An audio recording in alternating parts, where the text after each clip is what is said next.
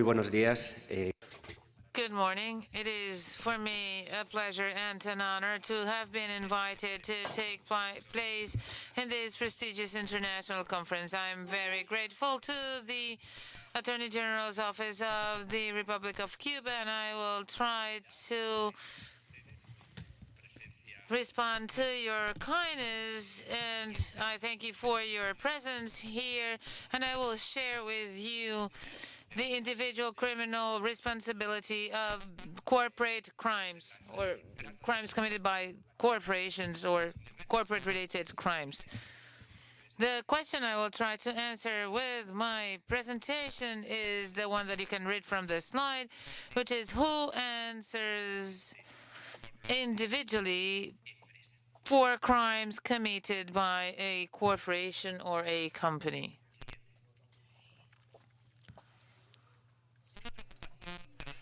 A traditional and current concern of criminal law is that crimes committed by either a public or private company or corporation go unpunished for decision makers within the companies, and therefore they're highly and objectively and subjectively involved in the commission of such crimes. If we understand as corporate crimes, crimes that are committed during the performance of activities and businesses of the corporation or in favor of the corporation, like crimes against the environment or the security of their employees or workers, that the management goes unpunished and that high officials go unpunished will cause an alarming rate of deficit of prevention. Why are those on top management going to do anything if they are interested in the commission of those crimes and they won't have to answer to anyone? In the area of prevention, to cover this legal gap, we are emphasizing two strategies on the area of criminal law. One is to go deeper in the doctrine of commission of crimes. Another strategy is in some legal orders that have introduced to a broader or lesser extent the legal responsibility of corporate bodies, which will also be addressed by other speakers in this event. Once a crime has been committed by a company during the course of their business or in favor of that company, who shall answer? If in a company A, for example, there is illegal dumping into a river that causes a severe impact and damages in the river ecosystem, who shall answer? And for what? The head of the factory, the one who opened the gate, the boss who ordered for the gate to be opened, the manager who tolerated the dumping or that simply overlooked those issues, the responsible of compliance that received a previous denunciation about this practice and didn't do anything and didn't take any measures and didn't implement any injunction relief or precautionary measures. What should be the rules to charge someone for a case of this nature? In general terms, to identify a fair and individual criminal responsibility is rather simple.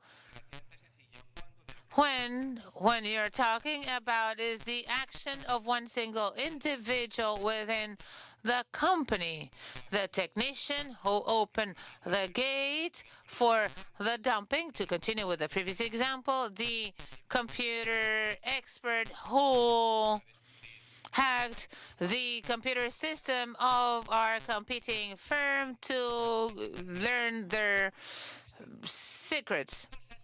Things become more complicated if we could take into consideration omissions. And if those omissions are potentially several because the risk procedure takes place within a complex organization or corporate body. The thing is, who and when shall someone answer for not preventing an action that he did not commit, but was done by the corporation, even if that risk could be considered a crime or is a crime committed by another entity. In order to clarify this, I will begin with two assumptions that are broadly acknowledged.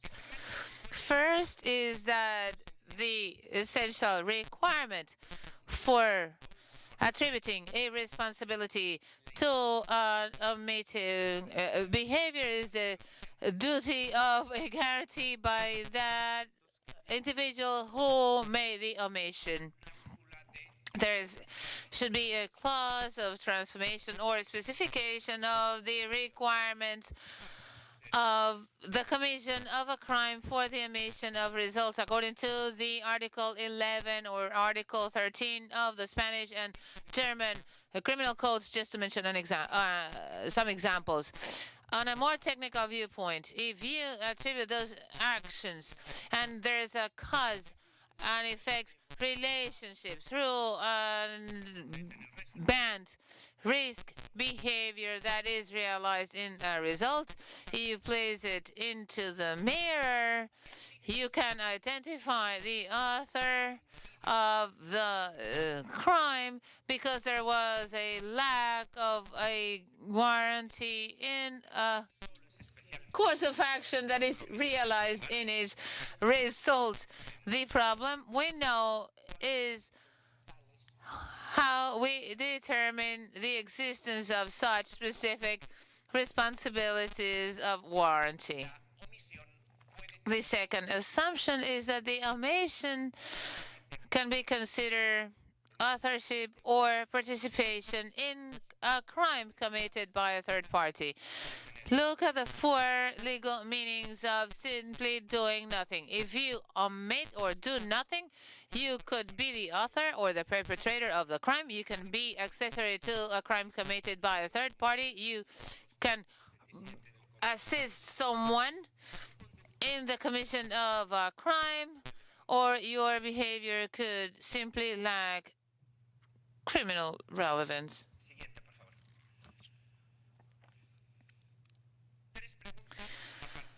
Then we ask ourselves three questions after these two assumptions, something that is quietly questioned in the Spanish and, as far as I know, also in the German doctrine.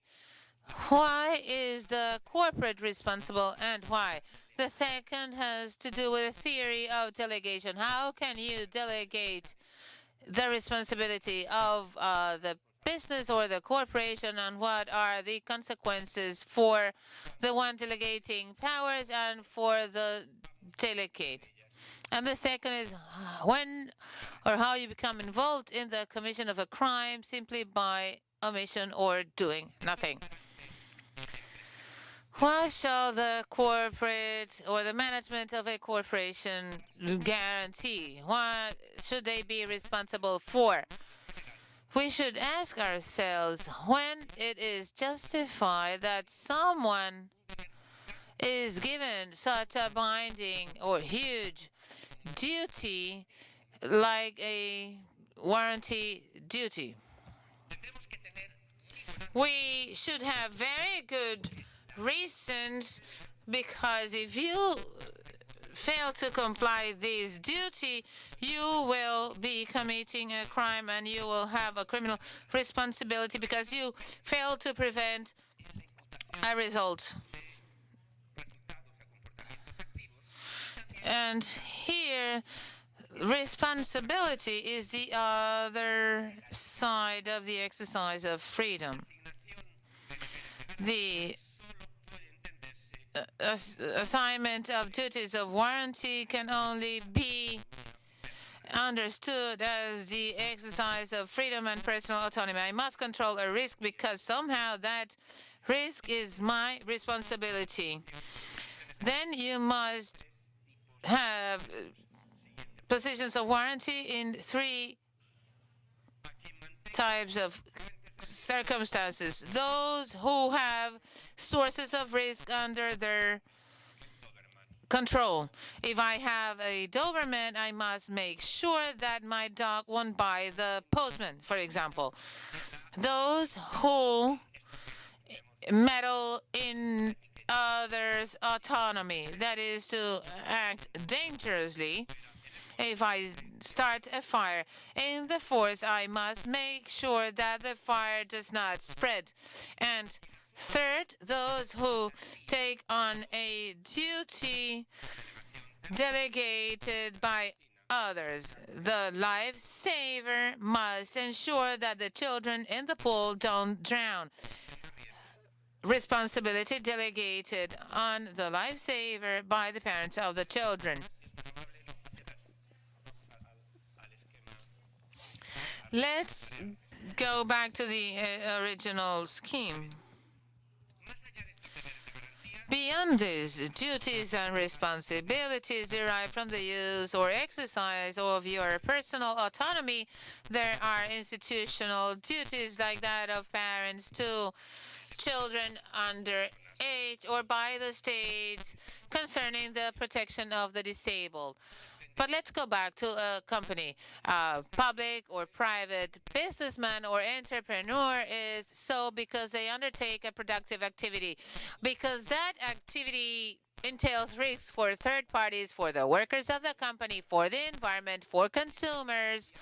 Those who start up a business must ensure their control by acting or meddling, or secondly, for maintaining a source of risk within their scope. The company is therefore the Doberman of the entrepreneur. Some of the doctrines in terms of corporate crimes is where this position becomes effective. When are we in a dangerous activity of the company to which the management of the company should answer for? It wouldn't seem that businessmen or management of the corporation wouldn't have to respond or answer in case an employee steals the bag of another co-worker, but they do have to answer in case there's illegal dumping by the company into a river, and thus the ecosystem of the river is damaged. Corporate crimes should only be those that can be understood as expression of the corporations as a source of danger in itself, or courses of business or courses of actions that are inherent to the business undertaken by the corporation. Aside from these, corporate crimes in undue management of the company are also a source of or a threat, and there can also be corporate crimes when certain interests have been entrusted to the company, like the care of a child, of an object, or of certain information or data.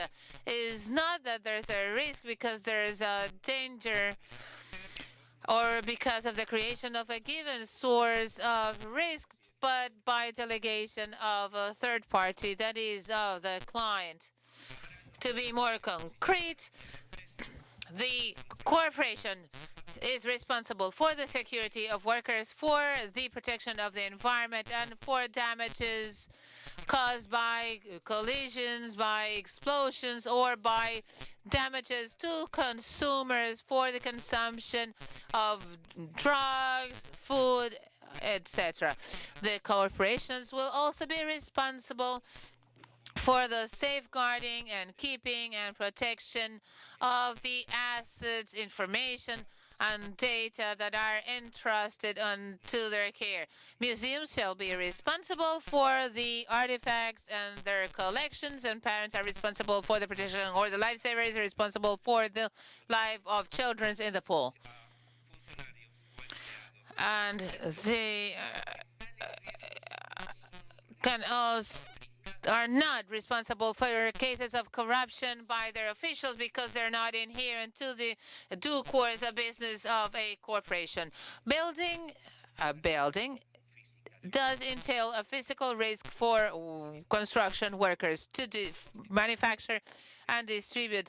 So does not entail a risk of corruption. I'm sure that some of you may be wondering, but done asset laundry or laundering and money laundering laws provide for a certain level of information, communication, and reporting.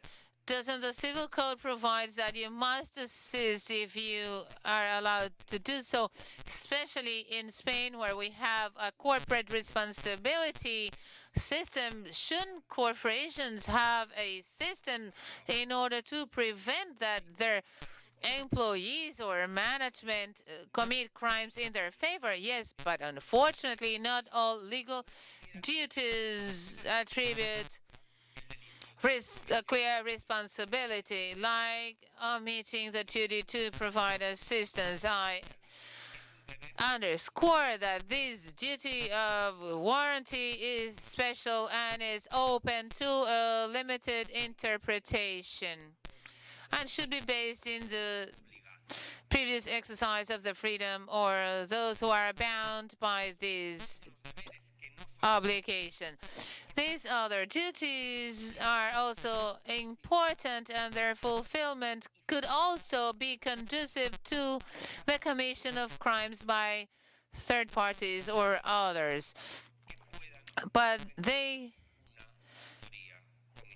do not justify a responsibility by omission. To serve justice in the case of omission, we must make three clear distinctions. There must be strong obligations as a warrantor that do give rise to responsibilities for omission, for promoting results, for ignoring or not doing anything to prevent that.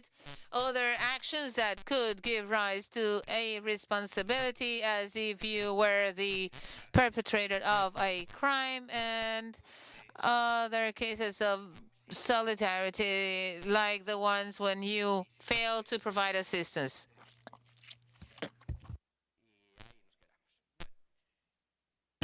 Así pues, el empresario, el emprendedor, el titular de la empresa, those entrepreneurs or the management of a corporation is responsible for preventing that risk inherent to their business are realized in negative results for third parties. They must prevent workers from having accidents or that the air in the vicinity of their factory is polluted.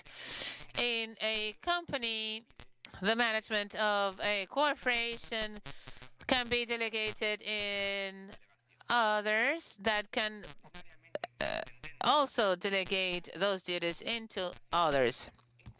In order to establish criminal responsibility, we must understand these mechanisms of delegation.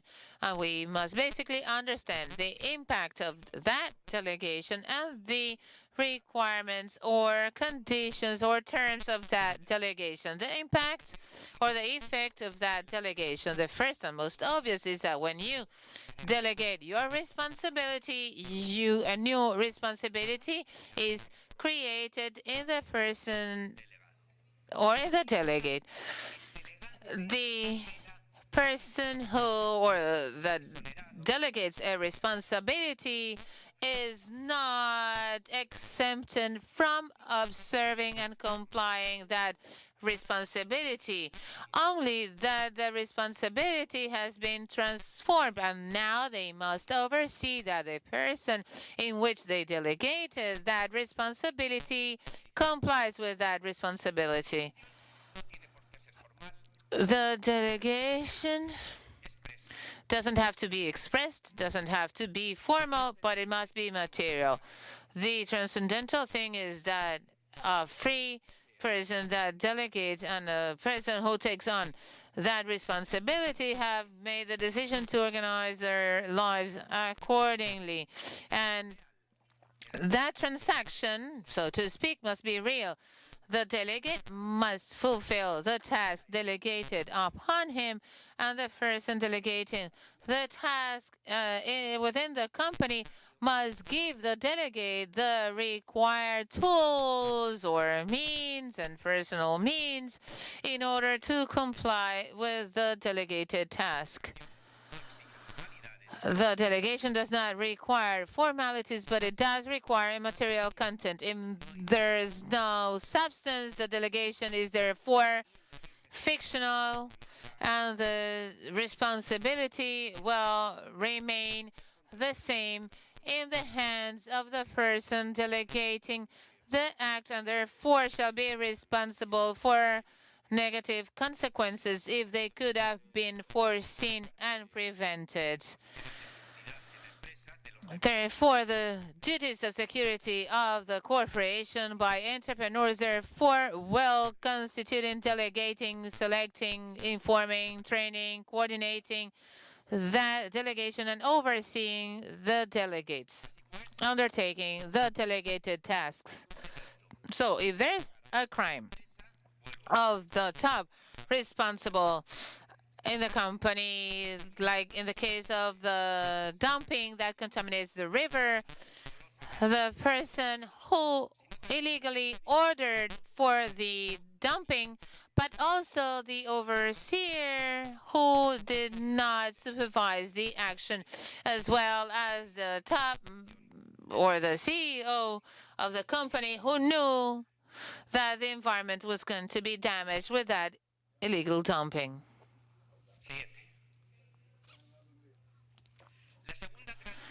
The second major argument in the area of individual responsibility in corporate crimes, if the person who delegated the task did not prevent for the commission of a crime by the delegate, must also answer for that crime.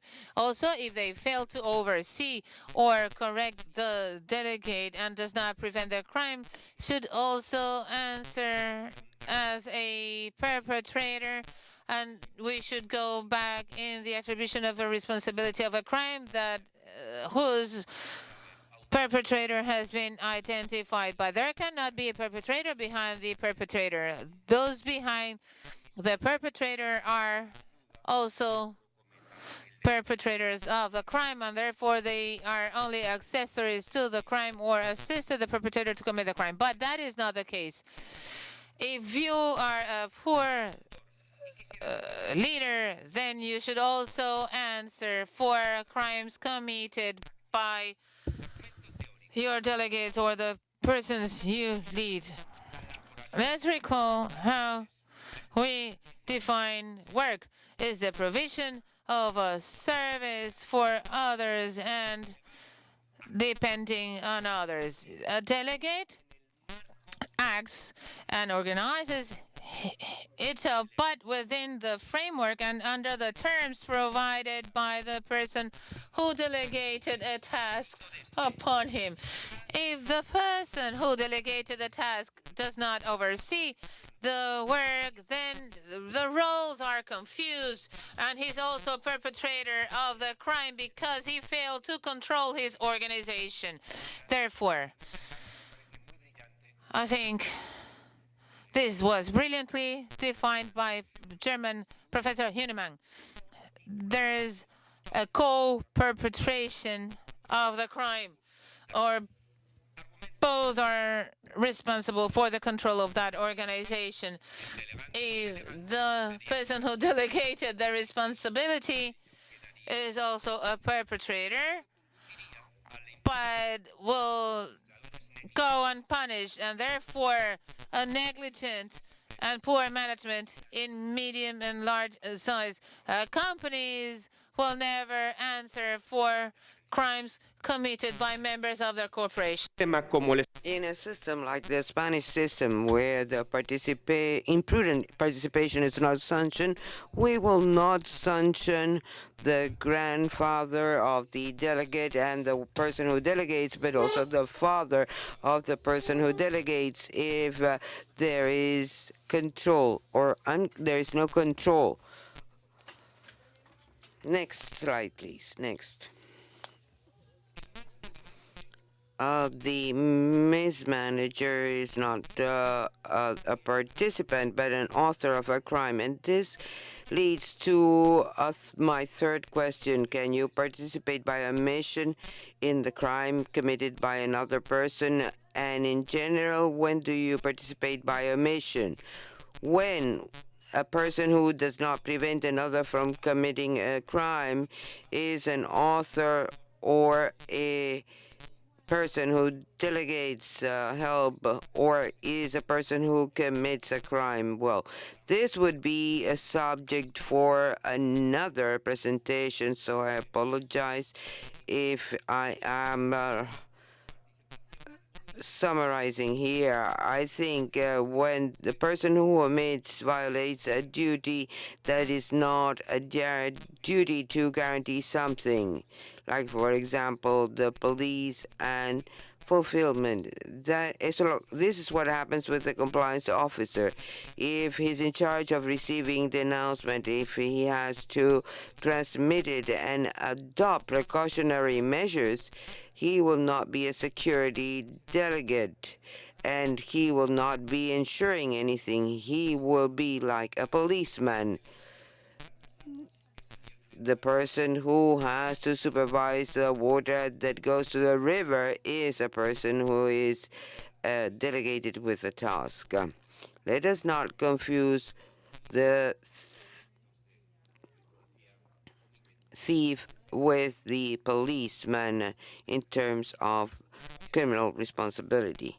Now, if a crime is being committed or is going to be committed, it has been denounced to the compliance officer and he does nothing to transmit the denunciation and takes no precautionary measures and facilitates the crime, then of course he will be participant by omission. His negligible unfulfillment or uncompliance of a duty is facilitating the crime. To conclude, next slide please.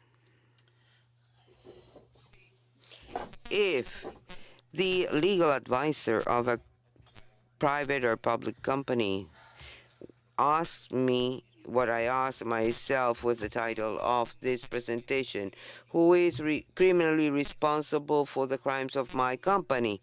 I would tell the legal advisor of the company, tell your boss, tell the president of your company that he has to guarantee all the risks of the company, and if he does not concern himself with that, if he doesn't look for information, he does not controls all this risk, he can be an imprudent author of a crime, like an environmental crime or a crime against the security of the workers. And I would also tell him to tell the compliance officer that if he has to receive denouncements, make investigations, and adopt precautionary measures, that does not make him a person who has to guarantee the security. But if he does not comply with his duty knowingly and does not do anything knowing that the crime is being committed, he can be a participant by omission of these crimes. Thank you. We thank Dr. Juan Antonio Juan.